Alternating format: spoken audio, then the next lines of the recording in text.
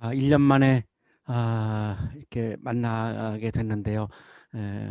우리 줌상이지만 우리 같이 인사를 나누면 좋겠습니다.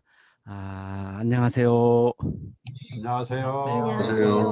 안녕하세요. 네, 안녕하세요. 안녕하십니까. 안녕하세요. 반갑습니다. God bless you. 우리 외국인 유학생들은 지금 별도로 이렇게 통역을 해주고 계십니다. 감사드리고요.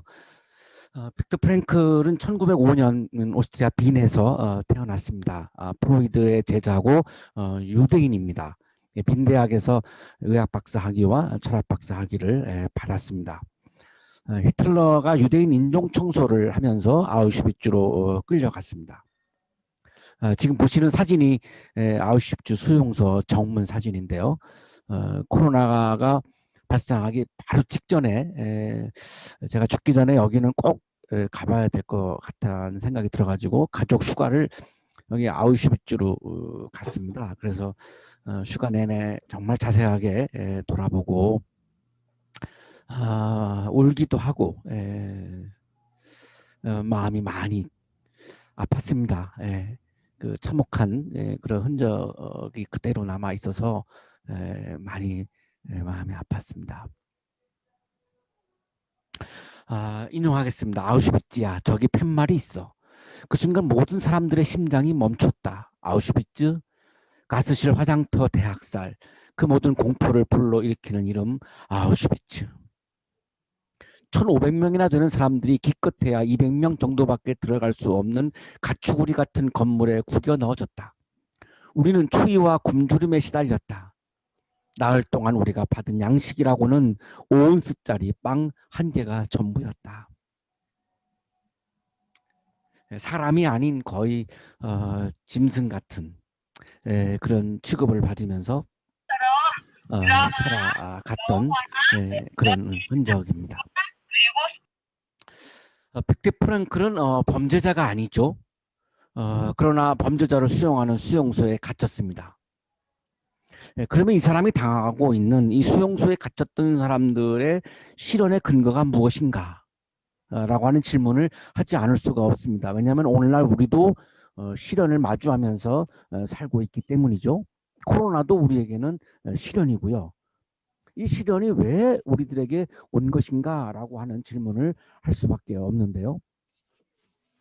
유대인들은 이 질문에 대해서 죄 때문이다 라고 하는 것이 전통적인 사고였습니다. 구약 성서에 굉장히 많이 나와 있습니다.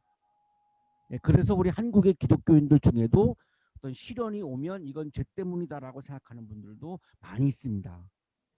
일본에 쓰나미가 왔을 때 어떤 목사님께서 예수 안 믿어서 그런 거다라고 설교를 하셔서 굉장히 많은 논란을 일으켰던 적이 있었는데요. 그러면 쓰나미에서 죽은 분들 중에는 그러면 예수 믿는 사람은 한 명도 없었던 것인가 라고 하는 질문을 하지 않을 수가 없고요. 그러면 다른 예수 안 믿는 사람들은 다 살아있는데 논리적으로 도저히 납득할 수 없는 그런 말씀이셨기 때문에 굉장히 많은 논란이 있었습니다. 우리들의 실현의 근거가 무엇일까라고 하는 질문은 그래서 굉장히 우리들의 신앙생활 하면서 굉장히 중요한 질문 중에 하나이고요. 제가 여기를 굳이 갔던 이유는 왜 600만 명이 600만 명이 유대인이라고 하는 이유만으로 죽어야만 했는가? 하나님은 그러면 그 시간에 무엇을 하셨는가라고 하는 많은 질문을 사람들이 하고 있지요. 그렇기 때문에 가지 않을 수가 없었던 것이었습니다. 인용하겠습니다. 실현은 운명과 죽음처럼 우리 삶에 빼놓을 수 없는 한 부분이다. 실현과 죽음 없이 인간의 삶은 완성될 수 없다. 본인이 직접 수용소에 갇혔던 분이 하는 말이 대답이 뭐냐면 내가 예수를 안 믿어서 하나님을 안 믿어서 이런 실현이 온 것이 아니고 실현이라고 하는 것은 우리들의 삶의 한 부분이다. 반드시 우리가 죽어야 하는 것처럼 실현도 우리들의 삶에 반드시 찾아오는 것이다 라고 하는 답변입니다.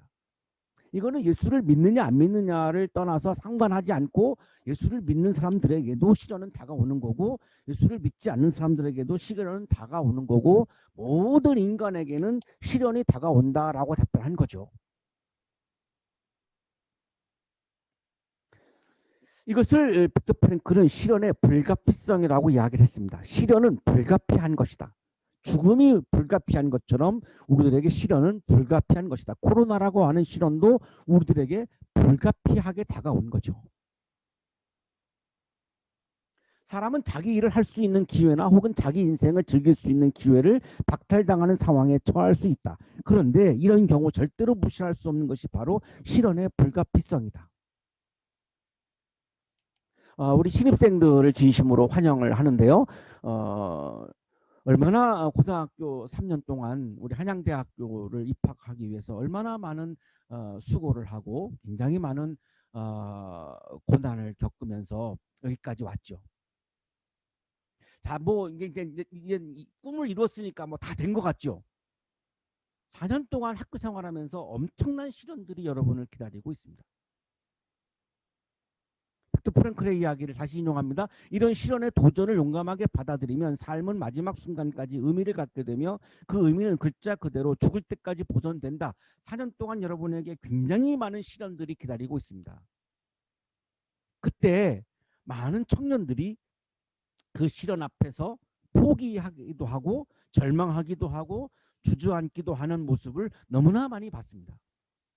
빅터 프랭클은 시련이 다가왔을 때 그 시련을 용감하게 받아들이라고 우리들에게 권면합니다. 그 시련을 용감하게 받아들이라는 거죠.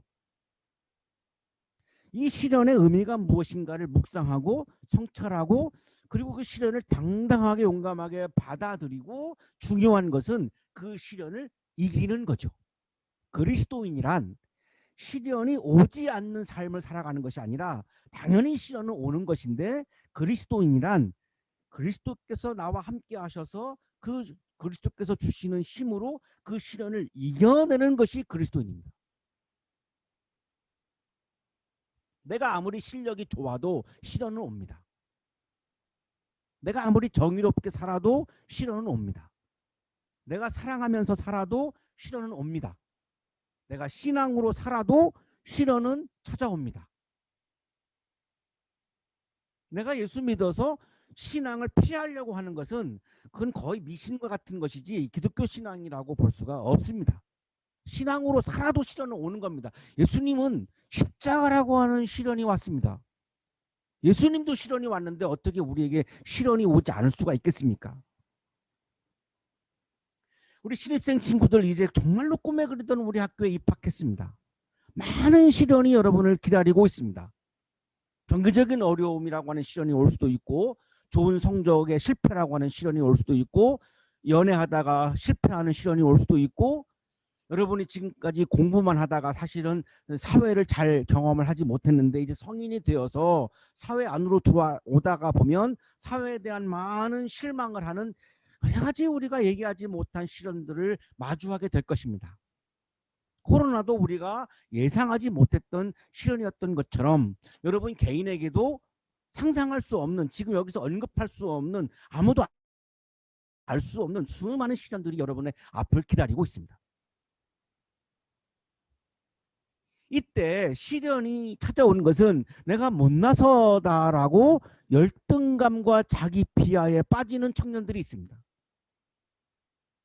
내가 죄가 많아서라고 죄책감에 빠지는 청년들도 있습니다. 이제 나는 틀렸다라고 포기하고 절망하는 청년들도 있습니다. 이런 분들을 향해서 빅터 프랭클은 시련을 용감하게 받아들이라고 권면합니다. 시련의 의미를 묵상하고 시련을 용감하게 받아들여서 빅터 프랭클은 수용소에서 나왔습니다. 2차 세계대전 동안 아우슈비츠와 비르케나우 수용소에서 죽은 사람이 400만 명입니다. 전체 600만 명이 죽었는데 이 두 수용소에서만 400만 명이 죽었다라고 아우슈비츠 소장이었던 루돌프 헤스가 그렇게 증언을 했습니다. 그런데 빅터 프랭클은 나온 거죠. 그래서 이분은 학자다가 보니까 수용소에 있는 동안 관찰을 했습니다. 살아나온 사람과 죽은 사람의 차이가 뭐였지? 라고 관찰을 한 거죠. 그거를 막 종이 쪽지에다가 적어가지고 나와가지고 그거를 가지고 의미요법이라고 하는 로고테라피라고 하는 심리학을 완성한 겁니다. 여러 가지가 있지만 대표적인 것이 이 살아나온 사람과 죽은 사람의 차이의 대표적인 것은 뭐냐면 실현의 의미를 묵상하고 이 실현을 내가 용감하게 받아들이고 그리고 이 실현의 의미를 물으며 그리고 내가 여기서 나가서 내가 뭘 해야지라고 하는 그런 삶의 목표를 가지고 있었던 사람들은 살아나왔고 포기하고 절망했던 사람들은 살아나오지 못했다라고 하는 것이 가장 대표적인 증언입니다. 그리고 살아나와가지고 1946년에 죽음의 수용소에서 원 제목은 의미를 추구하는 인간이라고 하는 이런 책을 발표를 하면서 로고테라피를 완성을 했습니다. 수용소에서 나와서 이분이 한 이야기입니다. 자유를 찾은 지 며칠이 지난 어느 날 나는 수용소 근처에 있는 시장으로 가기 위해 꽃들이 만발한 들판을 지나 시골길을 걸었다. 드넓은 대지와 하늘, 종달새의 환호 그리고 자유로운 공간만이 그곳에 있었다. 나는 멈춰서서 주변을 돌아보고 하늘을 올려다 보았다. 그런 다음 무릎을 꿇었다. 저는 제 비좁은 감방에서 주님을 불렀나이다. 그런데 주님은 이렇게 자유로운 공간에서 저에게 응답하였나이다. 빅터 프랭클은 그 수용소에서 아무런 희망이 없는 그 시련이 너무나 깊은 그 감옥에서 감방에서 수용소에서 주님을 불렀나이다. 주님을 본 겁니다. 왜? 주님이 하시는 일이 있다라고 믿었기 때문입니다. 절망을 본 것이 아니라 하나님을 본 겁니다. 왜? 하나님이 하시는 일이 있다고 믿은 거죠. 이것을 우리는 신앙이라고 부르는 거죠. 여러분이 4년 동안 학교 생활을 하시면서 시련이 다가왔을 때 그 시련만을 바라보면서 절망에 빠져버리면 주저앉게 됩니다. 그 시련의 의미가 무엇인지를 물으면서 그 시련 속에서도 여전히 끊임없이 일하시는 하나님이 하시는 일을 볼 때, 하나님을 바라볼 때 그 시련을 이길 수 있는 거죠. 시련 앞에서 자책하거나 절망하지 않고 용감하게 시련을 받아들이면서 빅터 프랭클은 하나님께서 하시는 일을 바라보았습니다. 오늘 우리는 2015년부터 재작년까지 우리가 마가복음, 누가복음을 묵상을 체프 시간에 했습니다. 올해부터는 요한복음을 묵상하려고 하는데요. 오늘 요한복음 9장에서 굉장히 엄청난 시련을 맞이한 사람을 우리가 만나고 있습니다. 이 시련을 맞이한 주인공은 날 때부터 눈이 먼 사람입니다. 태어날 때부터 눈이 멀었기 때문에 햇빛을 본 적도 없고 나무를 본 적도 없고 사람을 본 적도 없고 본 것이 아무것도 없습니다. 세상이 어떻게 생겼는지 하나도 모릅니다. 엄청난 시련이죠. 예수님께서 가시다가 날 때부터 눈먼 이 사람을 보셨습니다. 시련 가운데 있는 이 사람을 보셨습니다. 가시다가 예수님은 계속 끊임없이 이동하는 노마드 예수님이었죠. 예수님의 길은 하나님 나라를 향한 길입니다.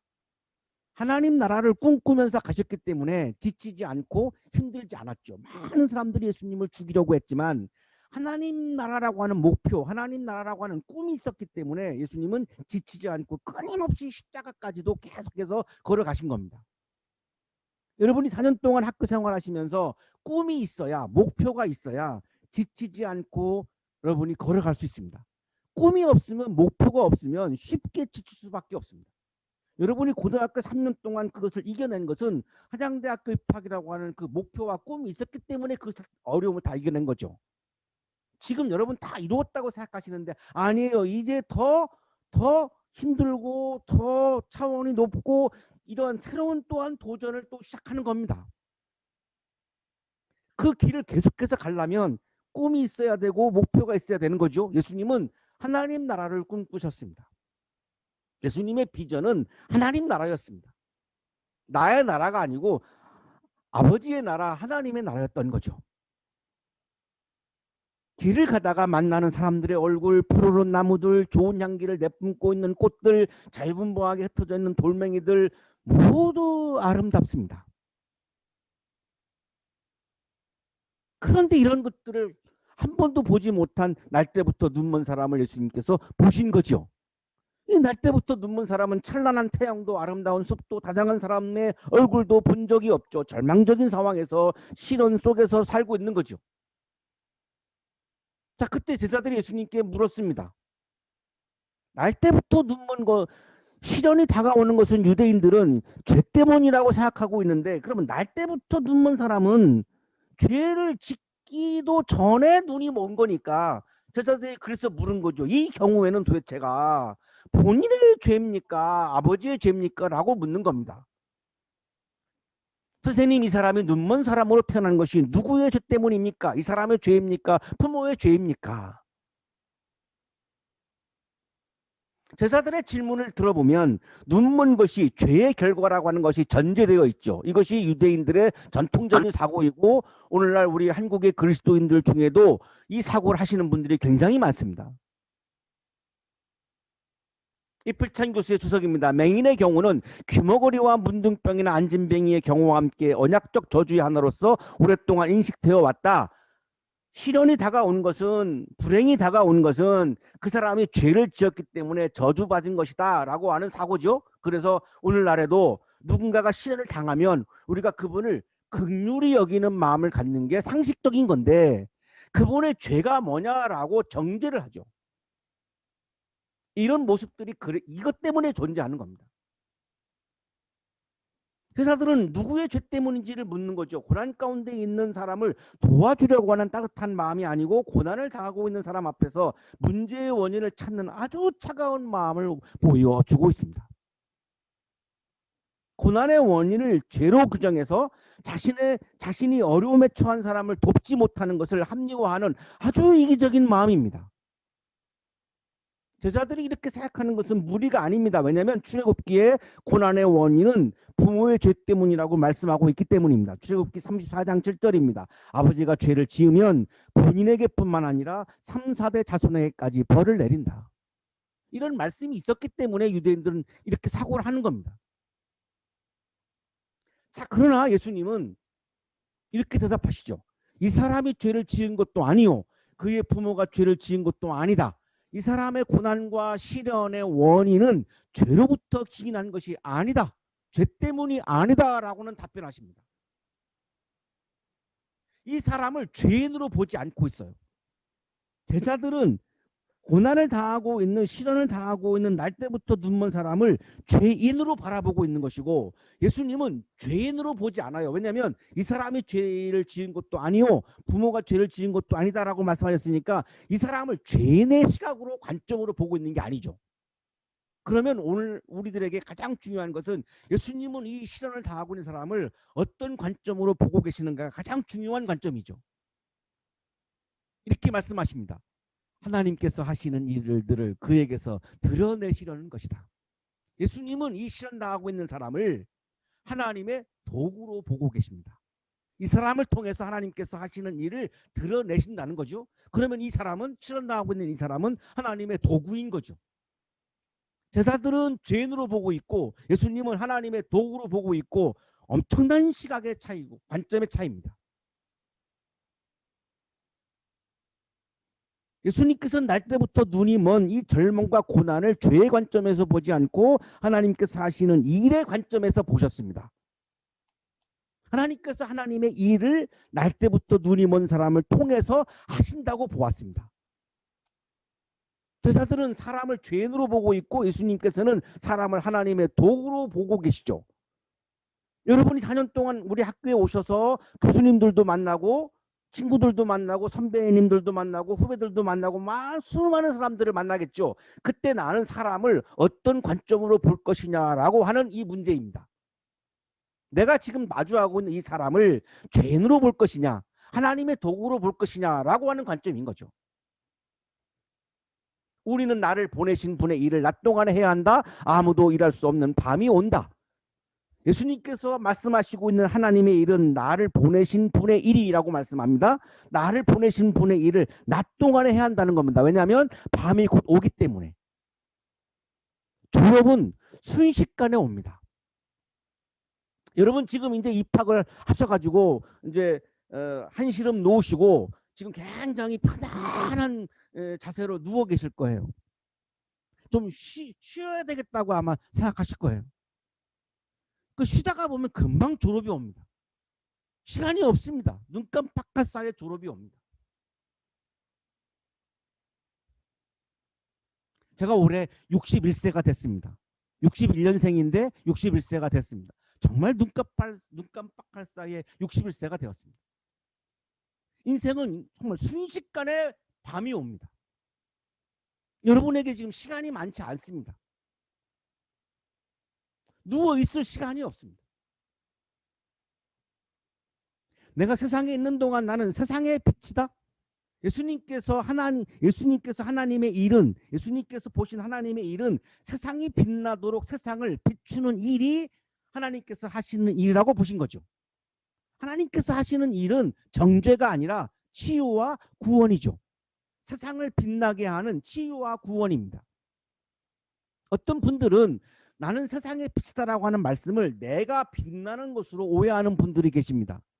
세상의 빛이라고 하시는 이 주님의 말씀은 내가 빛난다라고 하는 게 아니라 세상을 환하게 비춘다라고 하는 의미입니다. 이것이 하나님이 하시는 일, 치유와 구원의 일이죠. 세상을 환하게 비추는, 세상을 빛나게 하는 거죠. 세상을 빛나게 해서 아름다운 세상을 만들고 보다 더 좋은 세상을 만들고 하나님의 나라를 이 땅에 이루는 거죠. 그거를 예수님은 하나님이 하시는 일이라고 지금 말씀하고 있는 거고, 그거를 한마디로 세상의 빛이다라고 말씀하고 있습니다.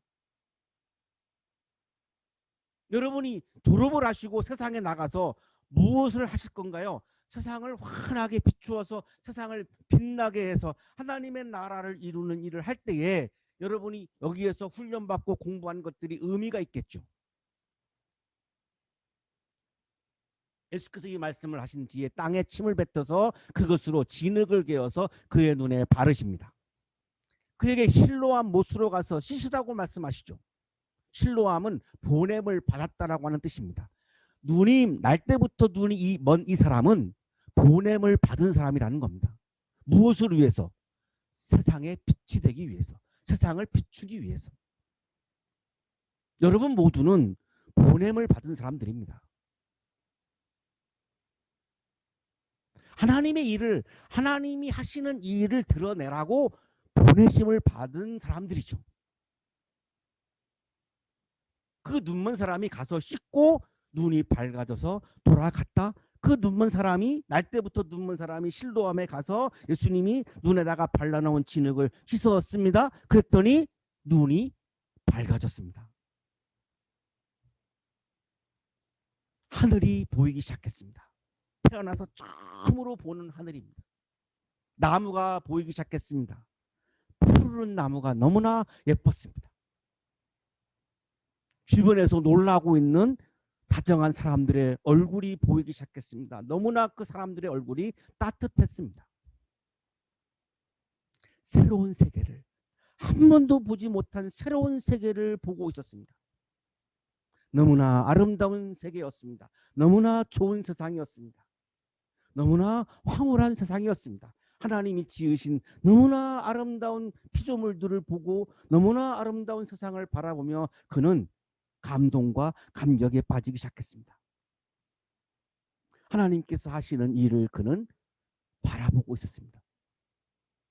하나님이 하신 엄청난 일들을 바라보고 있었습니다. 4년 동안 여러분을 기다리고 있는 수많은 시련들이 여러분을 가로막고 다가올 것입니다. 그때마다 주저앉지 마시고 포기하지 마시고 절망하지 마시고 그 시련의 의미를 묵상하시고 그 시련 속에서 하나님께서 하시는 일을 바라보며 하나님을 바라보며 주님을 바라보며 그 시련을 멋지게 이겨내시고 4년 동안 정말로 멋진 우리 한양대학교 학생으로서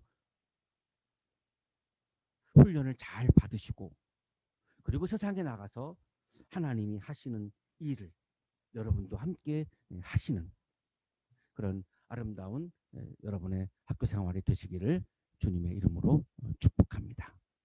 기도드리겠습니다.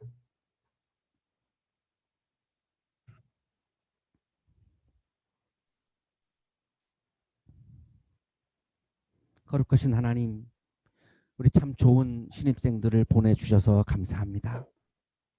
뜻이 계셔서 우리 친구들을 우리 학교에 보내주셨습니다. 많은 시련들이 기다리고 있습니다. 시련 앞에서 무릎 꿇고 포기하고 패배하는 삶을 살지 않도록 주님께서 믿음에 믿음을 더하여 주셔서 시련이 다가올 때마다 시련의 의미를 묵상하고 시련을 당할 때마다 눈을 들어 하나님을 바라보며 눈을 떠서 하나님께서 하시는 일을 바라보며 그 시련을 하나님이 주시는 힘으로 멋지게 이겨내고 승리하는 학교 생활을 할 수 있도록 복내려 주시옵소서. 오늘도 우리에게 새로운 세계를, 하나님의 세계를, 말씀의 세계를, 복음의 세계를 다시 한번 바라보게 해주시는 주님의 은혜에 감사하여 감사의 마음을 예물에 담아 드리오니 기쁘게 받아주시고 예물을 드리는 손길 위에 크신 은혜를 부어 주옵소서. 예수 그리스도의 이름으로 기도하옵나이다. 아멘.